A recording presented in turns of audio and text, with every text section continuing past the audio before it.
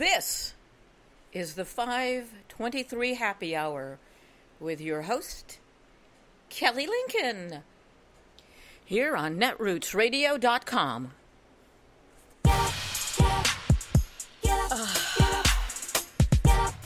Let's try this one again.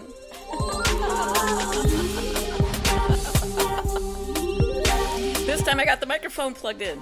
Got the mic plugged in. Yeah, it's going to be one of those evenings.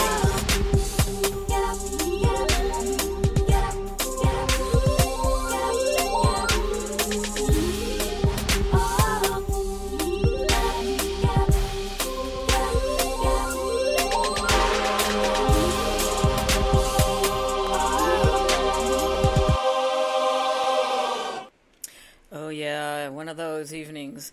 For 58 seconds, I was talking into this microphone before I realized I did not have it actually plugged into my mixer.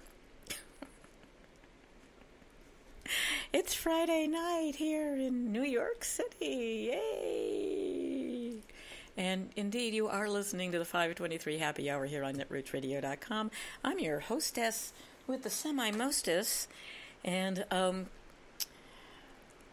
I've had a good week. I was trolling around and I got nostalgic for the rally for sanity and or fear, and so up on YouTube I found Jon Stewart's closing address, which I'm going to play for you right now because I think what he has to say is remarkably relevant for today. Take a listen, and then you tell me. So, here we are.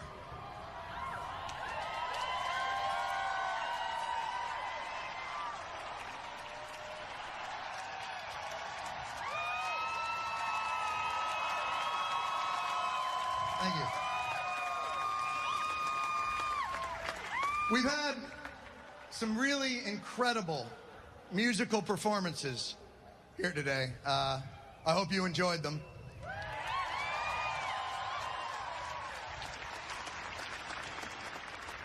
We've had what some would classify as comedy as well. And now I thought we might have a moment, however brief, for some sincerity. If that's okay, I know there are boundaries for a comedian, pundit, talker guy, and I'm sure I'll find out tomorrow how I have violated them. I'm really happy you guys are here.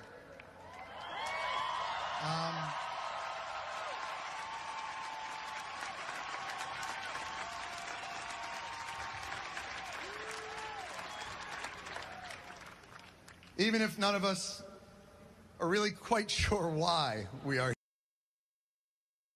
Some of you may have seen today as a clarion call for action, or some of the hipper, more ironic cats as a clarion call for action. Clearly, some of you just wanted to see the Air and Space Museum and got royally screwed. And I'm sure a lot of you are just here to have a nice time.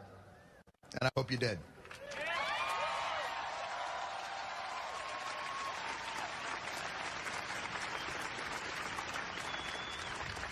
I know that many of you made a great effort to be here today. And I want you to know that everyone involved with this project worked incredibly hard to make sure that we honored the effort that you put in and gave you the best show that we could possibly do. We know your time's valuable, and we didn't want to waste it.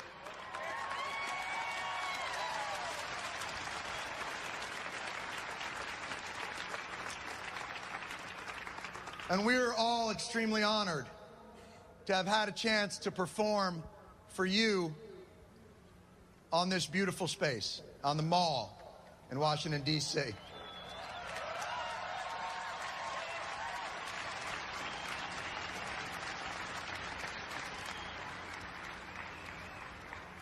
So, what exactly was this? I can't control what people think this was. I can only tell you my intentions. This was not a rally to ridicule people of faith or people of activism or to look down our noses at the heartland or passionate argument, or to suggest that times are not difficult and that we have nothing to fear. They are, and we do. But we live now in hard times, not end times.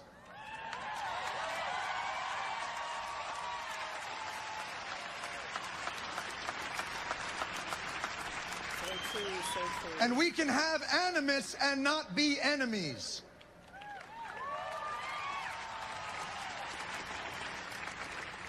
But unfortunately, one of our main tools in delineating the two broke. The country's 24-hour Politico pundit perpetual panic conflictinator did not cause our problems, but its existence makes solving them that much harder.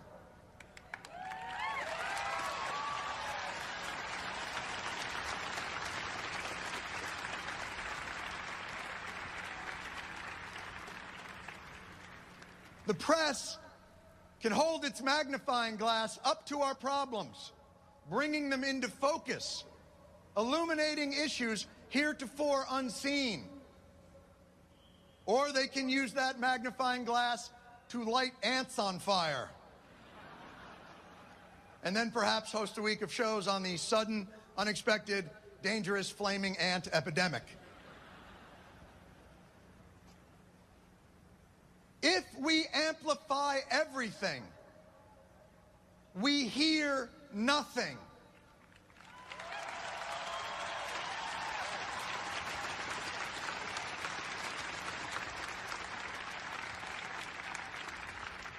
There are terrorists and racists and Stalinists and theocrats. But those are titles that must be earned. You must have the resume. Not being able to distinguish between real racists and Tea Partiers, or real bigots and Juan Williams or Rick Sanchez is an insult, not only to those people, but to the racists themselves who have put in the exhausting effort it takes to hate.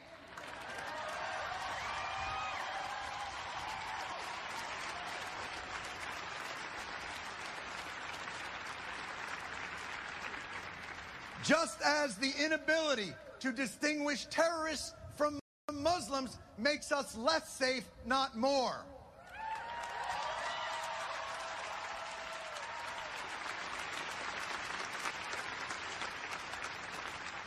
The press is our immune system. If it overreacts to everything, we actually get sicker and perhaps eczema.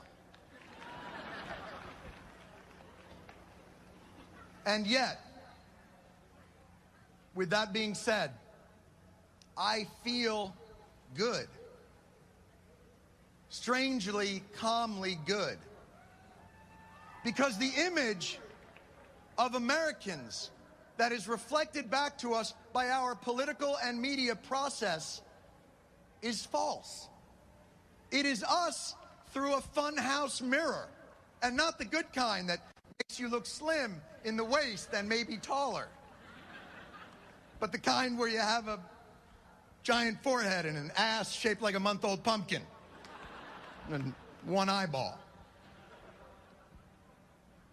So why would we work together? Why would you reach across the aisle to a pumpkin-assed forehead eyeball monster? If the picture of us were true, of course our inability to solve problems would actually be quite sane and reasonable. Why would you work with Marxists actively subverting our Constitution, or racists and homophobes who see no one's humanity but their own? We hear every damn day about how fragile our country is, on the brink of catastrophe, torn by polarizing hate, and how it's a shame that we can't work together to get things done. But the truth is, we do. We work together to get things done every damn day.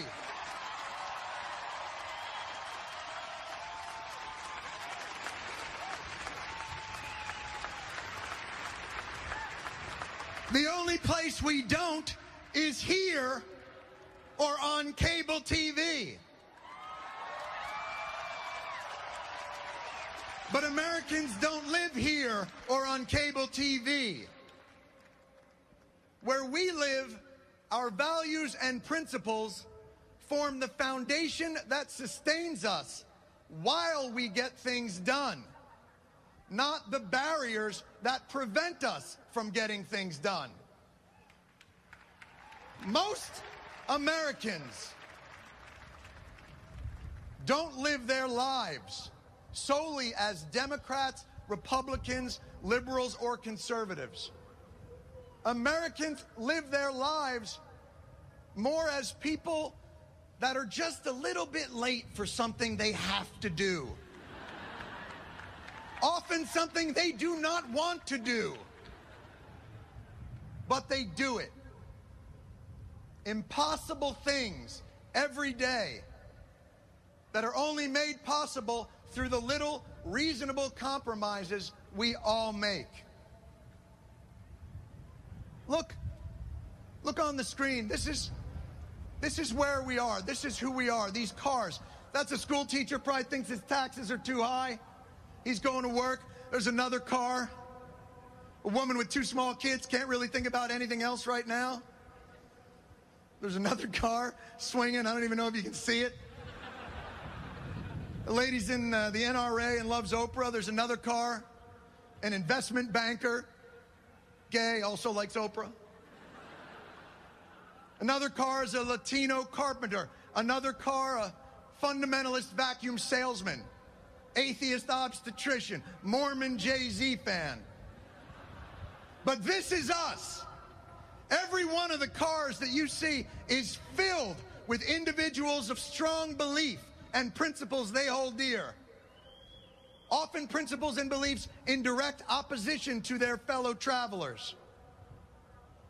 And yet these millions of cars must somehow find a way to squeeze one by one into a mile-long, 30-foot-wide tunnel carved underneath a mighty river.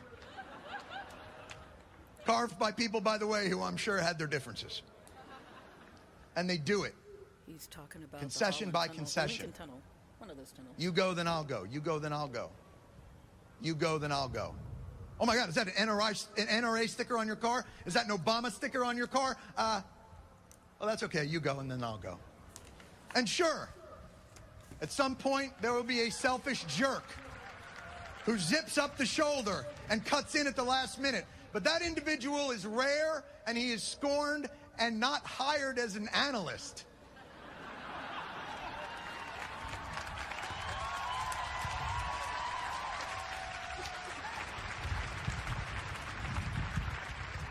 Because we know instinctively as a people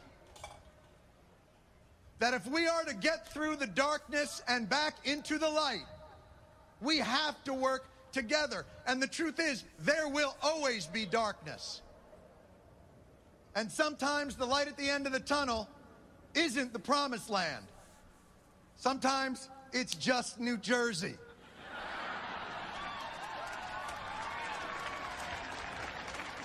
But we do it anyway, together.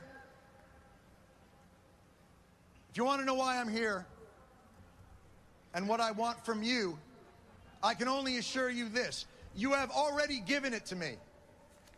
Your presence was what I wanted.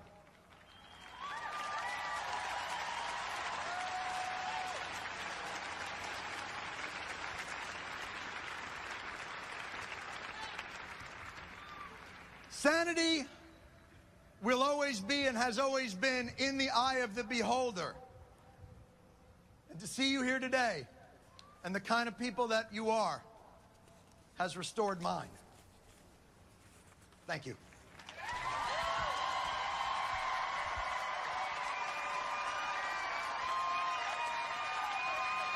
And thank you, John. And thank you, Jon Stewart. I played that because, again, I still do feel that what he had to say back in 2010, 7 years ago, is still relevant today. Perhaps even more so because of the animus that we see coming from the extreme right. In fact, one of the reasons I wanted to play this is because I came across some interesting stuff over the week. One was Newt Gingrich's GOPAC memo written in 1996, which is titled "Language: A Key Mechanism of Control." Newt Ging and the title from the website I found this on it's completely they titled it "Language: A Key Mechanism of Control." Newt Gingrich's 1996 GOPAC memo, GOP's hate campaigns, and he gives two lists of words: one, optimistic, positive governing words.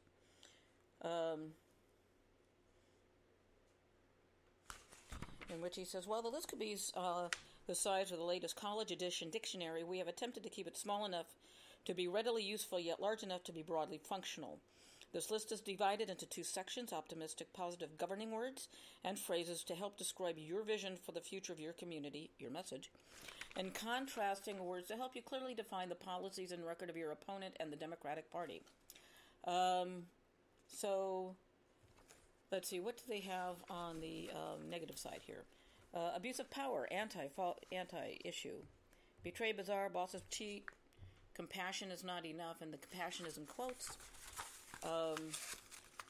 Corruption, criminal rights, destroy, destructive, disgrace, excuses, hypocrisy, incompetent, insecure, insensitive, liberal.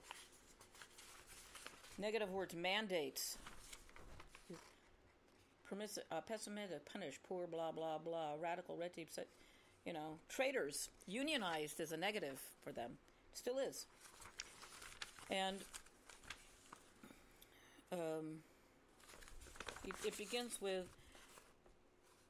as the tapes have been used as you know, one of the key points in the GOPAC tapes is that, quote, language matters, unquote. In the video, we are a majority, quote unquote, language is listed as a key mechanism of control used by a majority party along with agenda, rules, attitude, and learning. As the tapes have been used in training sessions across the country and mailed to candidates, we have heard a plaintive plea: I wish I could speak like Newt. And again, they're using a playbook. They have studied language, its use and abuse, and they've been putting into place since 1996. And today I also came across a 7-page memo, which is titled "POTUS and Political Warfare," and I'll put up a link to the PDF so you all can read it in my show notes. I know. I keep saying I'll be doing show notes, and I don't, and it's my ADHD at play. And this was written in May of 19, it's where my brain is, 2017, and it actually lays out what Thwimp is doing right now linguistically. This is his 7-page playbook for how to deal with the media and everybody who opposes him.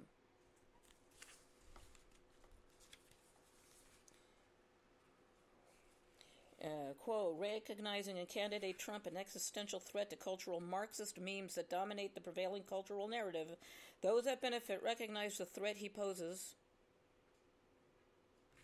Those that recognize the threat he poses and seek his destruction. No, I just want to return to our Republican democratic ideals. Yes, we are a republic as we were founded, but we are now also a democracy, a direct democracy. Get over that. For this cabal, Trump must be destroyed. So they're already laying the memo of conspiracy in on this. And besides cultural Marxism, which is why he's continually attacking the media, it's part of the playbook. It's part of this memo. They see themselves at war with everyone who opposes them, anyone who does not share their alleged ideology. The postmodern, quote, parenthetical, diversity, multiculturalism socialism narrative seeks to implement cultural Marxist objectives can be demonstrated by referencing to founding Frankfurt School theorist Herbert Marcuse's repurposing of the term tolerance.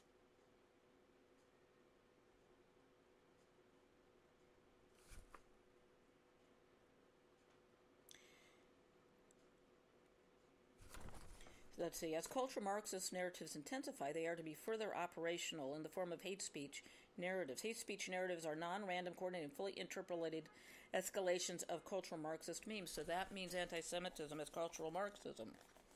The radical right, extreme right, the Proud Boys are just, cultural Marxists, if you want to play that game.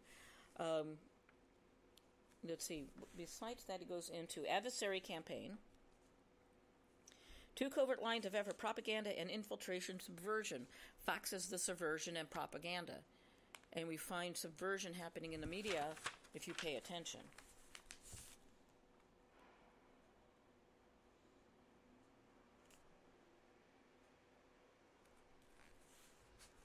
So I'm going to end state attacks are not destroying the vision of America that led to his election. Yes, we want to destroy that vision, which is cruel, fascist, un-American, hate-filled, petty, and ignorant. And remember, if you take a look at the cognitive dissonance of the three statements of Big Brother and Ingsoc, war is peace, freedom is slavery, ignorance is strength. The less you know, well, of course it is, because if you have an ignorant populace, you can rule by fiat because they're not going to know the difference.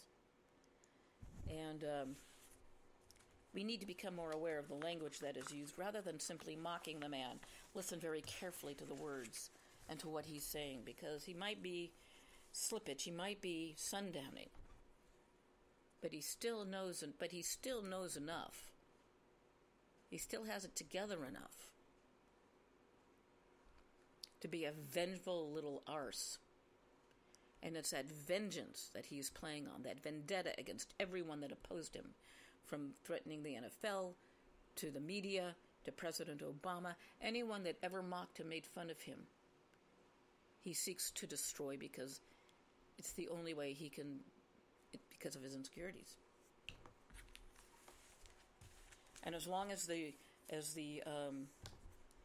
enablers, the sycophants in the House, in the Congress, in the Senate, don't stand up to him and say enough is enough,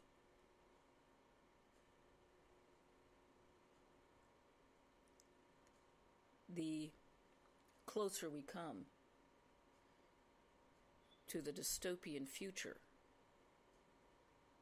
of man in the high castle. Now, I'm not saying he's a Nazi and that America's going to be split into two separate conquered territories, but he does live in a tower, in a gold-plated, tacky tower.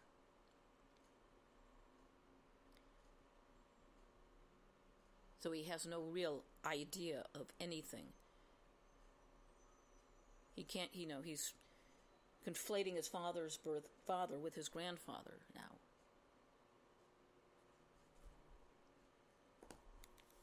What do you expect? I'm a 72-year-old man who had a shitty diet. What pisses me off is that I've got a good diet and I exercise and I can't lose weight, and and I've got all sorts of, but enough of that. What we have to do, what we must do, is listen to his words and reinterpret them, reframe them, restate them. Don't repeat them. If you're on Twitter, don't fucking retweet his words. Don't spread his message. Don't spread the memes. Let them go by. But don't spread them around. Don't amplify him. Don't amplify the likes of Jim Jordan. Don't amplify,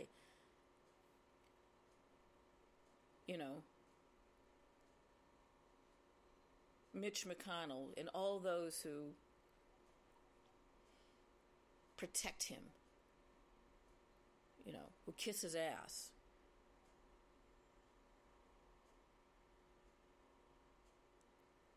Let them go. Don't amplify. Don't retweet. And if you must retweet, reframe it. We'll have a little lesson on restate it. Don't walk into their frame. Because every time you retweet something you are amplifying, you've walked into their frame. Don't become defensive.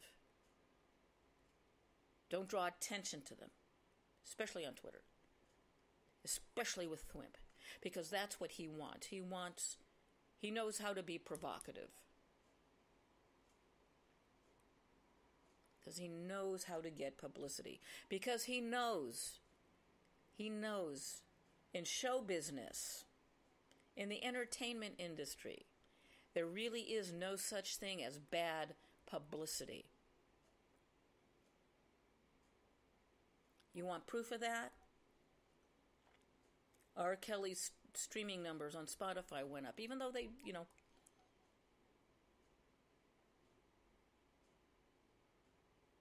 Now Laughlin and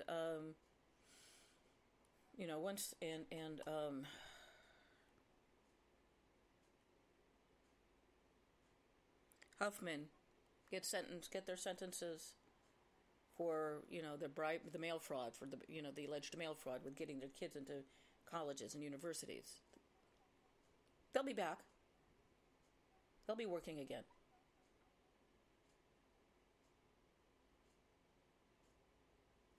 So, there is no such thing in the entertainment industry as bad publicity. And as long as Thwimp keeps seeing what he is doing as a reality show, as entertainment, it's all going to slide off of him.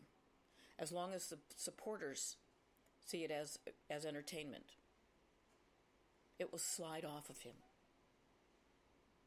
New York, John Gotti used to be called the Teflon Don because nothing stuck to him.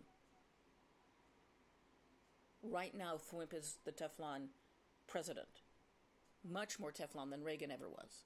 Because right now, nothing is sticking to him. And right now, he's trying to, surface that stickiness, that non-stick coating on his body. Might be all the grease that he consumes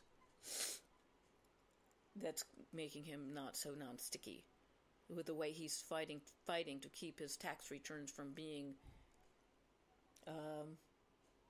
released to the House Ways and Means Committee, or whichever House committee has oversight for his taxes. So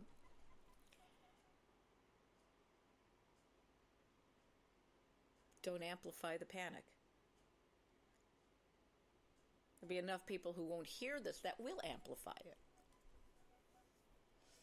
So you gotta remember that. Don't amplify it. Don't amplify.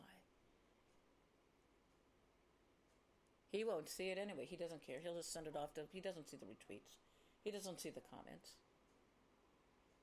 If you don't want to, and frankly, if you don't want to even see his comments, don't block him because he'll know because that will satisfy him. You put him on mute. Mute the trolls. Mute him. It's kind of like, he'll never know the difference. He won't know. It's what we all do. You don't like him, you mute him. It's a lot like although if it's done properly, when I see although I will say that when you mute somebody and you see a comment which is a retweet and you see this tweet is unavailable, you want to see what they're responding to. And that's probably the only concern I've got regarding muting him. Speaking of muting, don't mute me, but you are listening to the 523 Happy Hour here on netrootsradio.com. And I was going to play this at the end of the show because everybody needs something to laugh about. But this is Alex Jones' meltdown in a restaurant shortly after the deposition he gave, where he said, "Oh, I was doing all the Sandy Hook stuff in a state of psychosis." So this is perfect. This is Alex Jones melting down in a restaurant. Instead of addressing the hearing to simply attack me, consistent with the president's attacks I do want to respond in this way. Oh, wait a minute. This is not Alex Jones's meltdown. This is Adam Schiff's, if you think it's okay. That's what I get for not labeling these things correctly in audio hijack. My colleagues may think it's okay that the Russians offered dirt on a Democratic candidate for president as part of what was described as the Russian government's effort to help the Trump campaign. You might think that's okay. My colleagues might think it's okay that when that was offered to the son of the president, who had a pivotal role in the campaign, that the president's son did not call the FBI. He did not adamantly refuse that foreign help. No, instead, that son said that he would love the help of the Russians. You might think it's okay that he took that meeting. You might think it's okay that Paul Manafort, the campaign chair, someone with great experience in running campaigns, also took that meeting. You might think it's okay that the president's son-in-law also took that meeting. You might think it's okay that they concealed it from the public. You might think it's okay that their only disappointment after that meeting was that the dirt they received on Hillary Clinton wasn't better. You might think that's okay. You might think it's okay that when it was discovered a year later that they lied about that meeting and said it was about adoptions. You might think it's okay that the president is reported to have helped dictate that lie. You might think that's okay. I don't. You might think it's okay that the campaign chairman of a presidential campaign would offer information about that campaign to a Russian oligarch in exchange for money or debt forgiveness. You might think that's okay. I don't. You might think it's okay that that campaign chairman offered polling data, campaign polling data to someone linked to Russian intelligence. I don't think that's okay. You might think it's okay that the president himself called on Russia to hack his opponent's emails if they were listening. You might think it's okay that later that day, in fact, the Russians attempted to hack a server affiliated with that campaign. I don't think that's okay. You might think that it's okay that the president's son-in-law sought to establish a secret back channel of communications with the Russians through a Russian diplomatic facility. I don't think that's okay. You might think it's okay that an associate of the president made direct contact with the GRU through Guccifer II and WikiLeaks and is considered a hostile intelligence agency. You might think that it's okay a senior campaign official was instructed to reach that associate and find out what that hostile intelligence agency had to say in terms of dirt on his opponent. You might think it's okay that the National Security Advisor designate secretly conferred with a Russian ambassador about undermining U.S. sanctions, and you might think it's okay he lied about it to the FBI. You might say that's all okay. You might say that's just what you need to do to win. But I don't think it's okay. I think it's immoral. I think it's unethical. I think it's unpatriotic.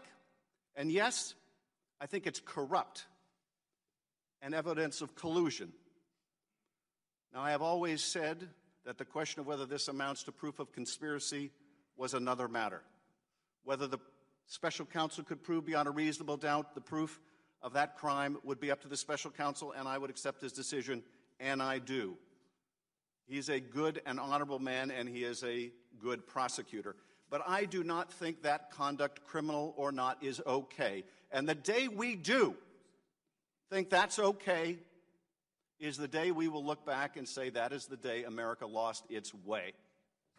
This is House Intelligence Committee Chairman Adam Schiff dumping cold water on the ongoing victory lap that Republicans are taking over the end of the Mueller probe. Because while they're doubling down on their own spin, the fact is that the report has not been released, and only the Attorney General, William Barr, has seen it.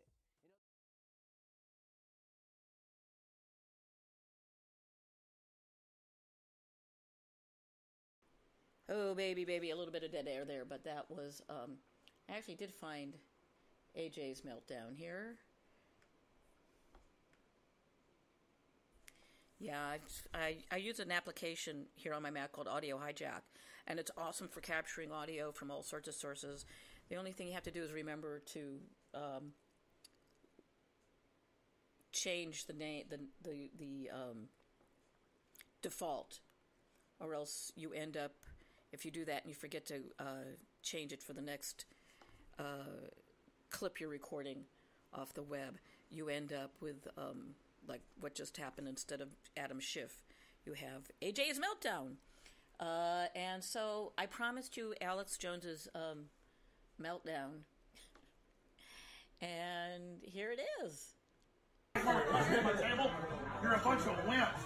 You're a bunch of cowards, and you're idiots.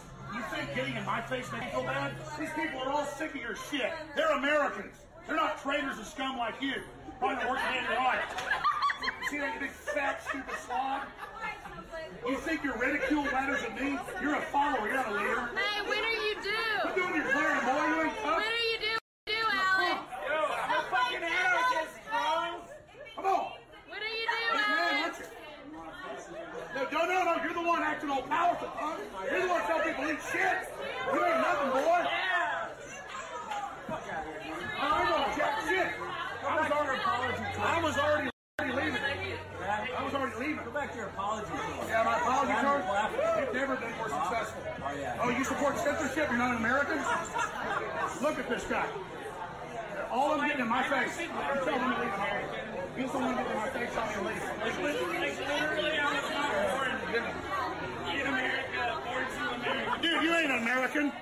You're a slob. We never would have founded the country with big ass wimps like you. Look at you. No, keep them coming. No, you're the one who wants to run your fat, lip-tard mouth. Guys, everybody calm down. Come on, Mr. Jones. Look at you over here. This is the real world right here. You guys are all pissed because you got extra chromosomes. I get it. Woo! See, this isn't the internet. This is the real dimension. Woo! So you libtards don't like free speech in America. That's good. So you got it? Don't listen to your NPR and all your other bullshit. Yeah. Hell, you're all them up. All them up. America in the world is awake to anti-free speech scum like you and bullies like you. And we're standing up as you You know the good thing about you guys, though? You've all got an instinct not to breed. Your body rebels against you, and none of you have kids. We've got two. That's right. Well, you know what? They're all going to rebel against you. Fucking amazing. Yeah. Let me just tell you something. Why'd you leave some other shithole state to come here and crap on Texas and turn it into a horde? Yeah, I bet you are. What you are is a punk. You told me to get out of here, man. You told me to get out of here. I ain't going, hey, you're a big man. You're a big man. You said to me. You're a big man, punk. You're a big man, punk. What you are is a coward. Hey, right here. Hey, that's what happens when you let Alex Jones eat him. This guy's starting to fight right here. Alex Jones is finding his own business. And they came over to my table. It's a pretty good show.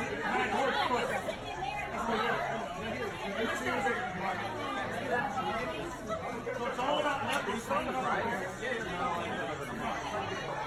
Free speech, Snowflake. Keep it moving.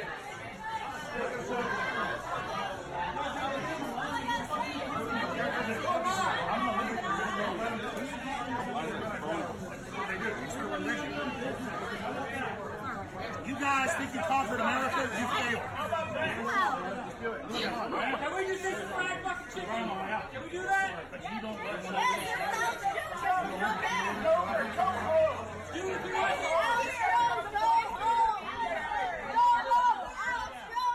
I was already leaving, cowards. You're the one that's at our table. I know you're powerful. You're the one that's at our table. I know. No, you're the one that's at my table.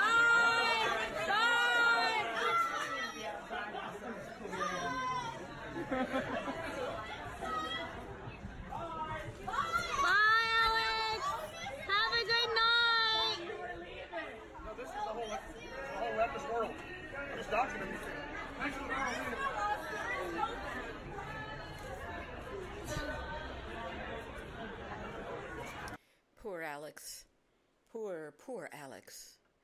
just, you know, I mean, admitted, just, you know, he just came from, poor man, just came from a deposition where he's about Sandy Hook. He's trying to get out of the defamation suit by claiming that he was in a state of psychosis when this was all going on. Yet during an earlier deposition regarding child custody, he said that I'm a performance artist. He also has claimed that he is, you know, satirist, a pundit, a journalist, and I have no frickin' idea what else he's claimed in that video deposition, which is available somewhere online if you want to go look at it. But I'm not going to direct you to it. Now, perhaps we should not make fun of somebody that is, you know, who is psychotic, because we really don't know what they're going to do. But as a psychotic, he's not quite to the level of psychosis that can lead to stochastic terrorism, as Glenn Beck was able to do in the Tides Foundation in the near, you know, or even the psychosis of Bill O'Reilly, that he was able to get somebody to murder Dr. Tiller in a church, and yet we progressives are being called the violent ones. That was violent. That was verbally violent. It was verbal, you know. But I would much rather take the slings and blows of verbal abuse than physical abuse. You know, yes. Alex Jones would be one of the ones that would be cited. Would be a Tory because it's safer.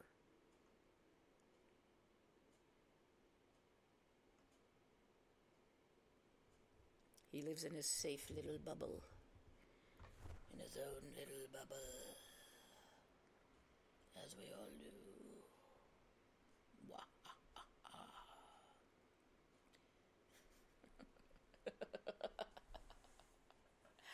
Oh my gosh, it's actually kind of late at night here on netrootsradio.com, at least when I'm recording this.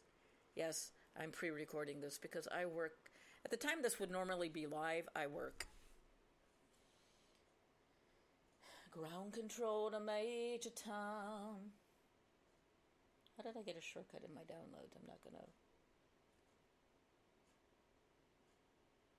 deal with that. Got any good music here? Ground control to Major Tom. Oh, yeah.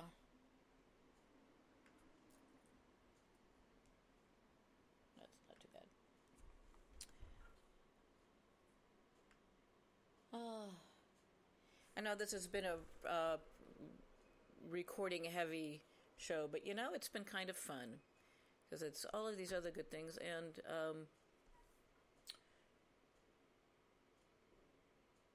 it's because I enjoy these things.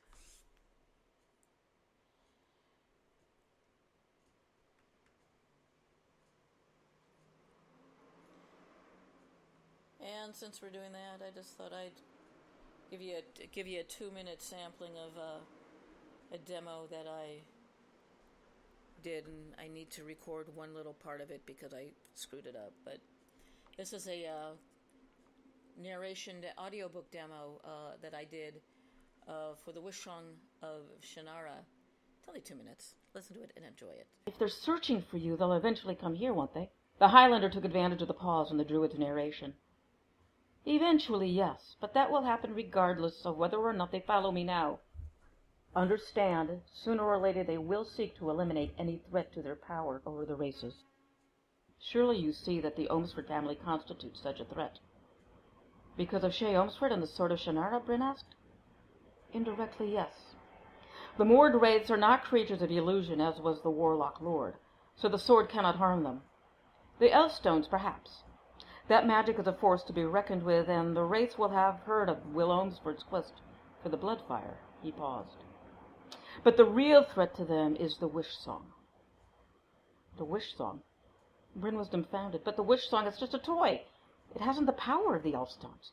Why would there be a threat to these monsters? Why would they be afraid of something that as harmless as that? Harmless? Alanon's eyes flickered momentarily, then closed as if to hide something. The druid's dark face was expressionless, and suddenly Bryn was really afraid. Elenon, why are you here? She asked once more, struggling to keep her hands from shaking. The druid's eyes lifted again, and on the table before him the oil lamp's thin flame sputtered. I want you to come with me into the Eastland, to the Mordreis Keep. I want you to use the wish song to gain passage to the Maelmord, to find the Ildach and bring it to me to be destroyed. His listeners stared at him speechlessly. How? Jair asked finally. The wish song can subvert even the dark magic, Elenon replied. It can alter behavior in any living thing.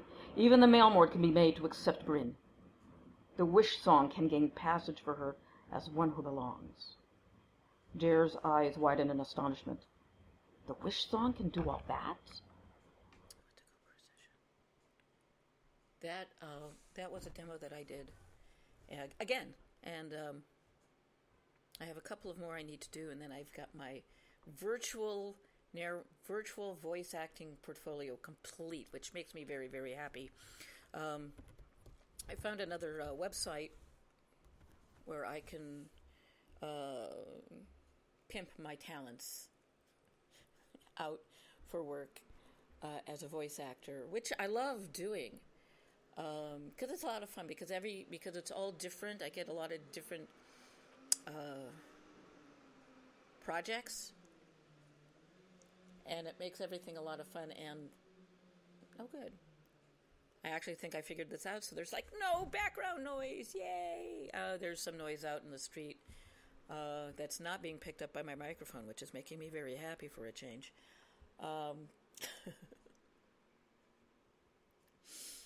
And it's, 37 minutes. Well, it's not 37 minutes past the hour because I'm taping this at a different time than you're going to be hearing it. Show business, yes. Let's see, I've gone over this again. We need to listen carefully.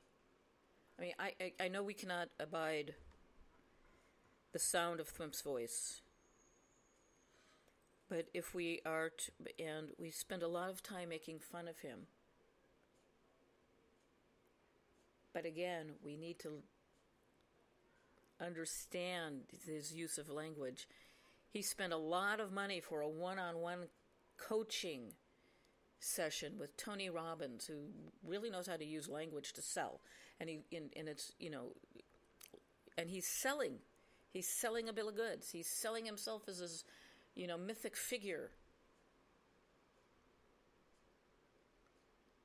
I can tell you the real reason the world hates Jews. We're not sheep. The name Israel means contends with God. And it comes from Jacob's wrestling with the angels. God wanted sheep, he sure as hell wouldn't have kept us around. Also, Thwimp is a cult. And I will also post the link to Isaac Bonowitz's advanced called ABCDEF, which he created in the last part of the 20th century. And it's a cult evaluation, and it's been picked up and used by other people in the same, without they've come to their own conclusions on it, but it's a very, very important and worthwhile PDF to look at. I'll have that linked up as well. And so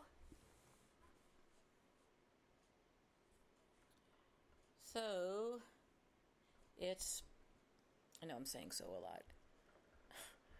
Been trying to work on doing this also as a live video stream. And when I thought I had everything all worked out and the stream was going great, everything with the sound was synced up, I had audio, everything was working fine, it all went away. I spent today resetting stuff, reworking stuff, uninstalling the application, reinstalling the application. It's all but a pain in the ass. Making me wish that I had the money to get. Well, I'm using a piece of software called an application called Open Broadcast Software, and it's a really great piece of software when it works. Now, in the OBS subreddit, there's a lot of people that got dudes that do a lot of game streaming, and they have these. I'm working on an i7 on a 3-year-old laptop with an i7 processor, and 5th, 6th generation. Got to check that. And these guys have like tricked out desktops with high-end gaming graphics cards, and they're having issues with streaming.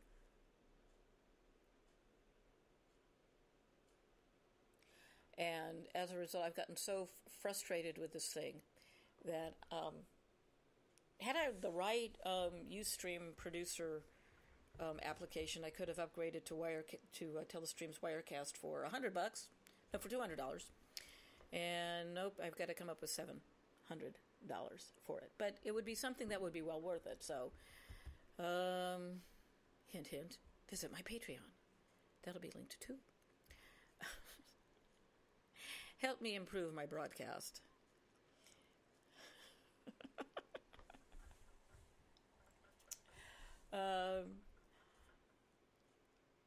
Yes, you can follow me on Twitter at ATT Show. That's capital A, capital T, capital T, capital S, SHOW, Show. ATT, at the Table Show. That's my that's my show Twitter. Like me on the Facebooks at facebook.com/masterlesspeople. Masterless People, yes. You can also follow the Late Night Morning Talk Show with Kelly and Ricky, also on the Facebooks. ATT Show is the same Twitter account for that as well. And stay tuned for Katie Speaks with Katie Klaubasisch here on netrootsradio.com.